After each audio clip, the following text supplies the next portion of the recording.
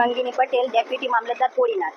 અહીંયાના ખેડૂતોની અરજી હતી એટીઆર કે જે પહેલાંની નળ અહીંયા જે બોલતી હતી ને પેડાવાડાથી કડવાસન એ ખુલ્લી કરાવવાની હતી. 2 જેસીબી અમારા હાલે જ હમણાં 2 કિલોમીટર આસપાસ 2.5 કિલોમીટર ને દબાણ તો હતા, જેમાં ખેડૂતો સમજુ થઈ ગયા, જેથી બંનેનું 2.5 થી 3 ફૂટ જેટલું આપણે ખુલ્લું કરાવીએ છીએ.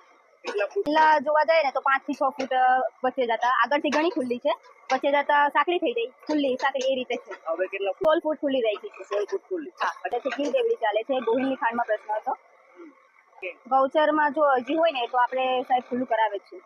કેટલા ગામની અરજીઓ આવે છે, કેટલા ફરિયાદો મળે છે? હાલમાં તો હું એમડીએમ સંભાળું છું, જેમ ઓર્ડર હોય તેમ હું જાણું છું. એ એક્ઝેક્ટ આઈડિયા આપણા મામલતદાર સાહેબને હોય છે. I am a part of this work because મેં જ્યારે અહીંયા અરણેજ પહેલાં તો મેં અરણેજ ખુલ્લી કરાવીને આવી, પછી મેં ખેડૂતોની સમસ્યા સમજી કે આ નાળના લીધે શું પ્રશ્ન થાય છે કે જ્યારે કોઈ ખેડૂતે ઘઉં કરવા હોય ને તો એ નથી કરી શકતો, કારણ કે એનામાં એના કટર મશીન નથી જઈ શકતું. કારણ એને જો કર્યા હોય ને આગળવાળાને જતું હોય ને તો એના ઘઉં પહેલાં લેવાય છે, પછી જ બીજાને લઈ શકીએ છીએ. આ એક ટ્રેજેડી હતી જે આપણા કલેક્ટર સાહેબના થ્રુ આપણે સારું કામ કરી રહ્યા છીએ.